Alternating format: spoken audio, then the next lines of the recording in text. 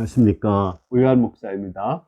오늘 말씀 통해서 우리 성도들이 이 세상에서 어떤 의무를 가지고 행해야 되는지 배울 수 있기를 기도합니다. 오늘 말씀은 마태복음 22장 15에서 22절까지입니다. 이에 바리새인들이 가서 어떻게 하면 예수를 말에 올무에 걸리게 할까 상의하고 자기 제자들을 헤롯 당원들과 함께 예수께 보내어 말하되 선생님이여 우리가 아노니 당신은 참되시고 진리로 하나님의 도를 가르치시며 아무도 꺼리는 일이 없으시니 이는 사람을 외모로 보지 아니하심이니이다. 그러면 당신의 생각에는 어떠한지 우리에게 이르소서. 가이사에게 세금을 바치는 것이 옳으니까 옳지 아니하나이까 하니 예수께서 그들의 악함을 아시고 이르시되 외식하는 자들아 어찌하여 나를 시험하느냐.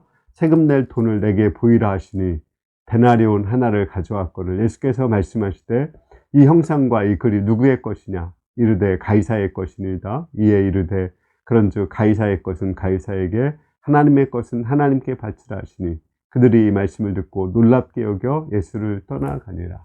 여기 보면 예수님께 와서 바리새인들과 서기관들이 질문했어요. 하나님께서 뭘 원하는지.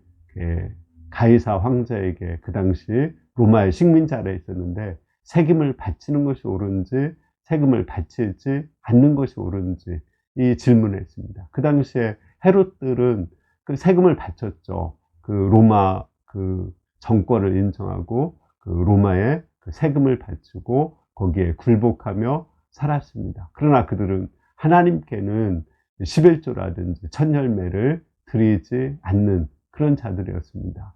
두 번째로 거기 바리새인들이 나오는데 이들은 하나님께는 11조는 드리고 또 천열매도 드렸지만 그 로마의 세금 납세를 거부했습니다. 이게 그 로마의 통치를 인정하기가 싫었기 때문에 거부하고 납세 거부 운동을 했습니다.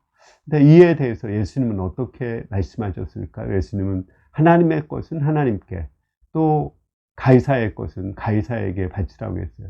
그 당시에 가이사 로마 황제의 통치를 받고 있었으니까 또 그것에 혜택을 받고 있는 거거든요. 또 그것도 하나님의 선하신 주권 가운데 허락하신 거거든요. 따라서 그것을 인정하고 납세를 하라는 것입니다. 그리고 하나님의 것은 하나님께 하라고 했어요.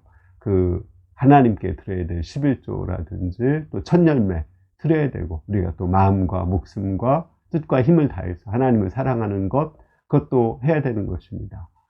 그런데 우리가 이 이중 의무를 다 하다 보면 너무 힘든 것이 아닌가 이렇게 생각하기 쉽죠. 그러나 그렇지 않습니다. 우리가 이 두 가지 의무를 행하다 보면 물론 힘들어요. 힘들지만 세상에 선한 영향력을 끼치고 또 우리 살아계신 하나님을 믿을 때 두 가지 의무를 행할 수 있도록 우리에게 은혜를 주시고 또 물질도 풍성하게 주셔서 하나님께도 드리고 세금도 내도 또 넉넉하게 우리를 채워주십니다. 우리가 하나님을 믿는다면 우리는 하늘나라의 시민으로서 또 이 세상의 시민으로서 하나님께 드릴 것도 드리고 세상에 드릴 것도 드리며 살아갈 수 있기를 기도합니다. 감사합니다.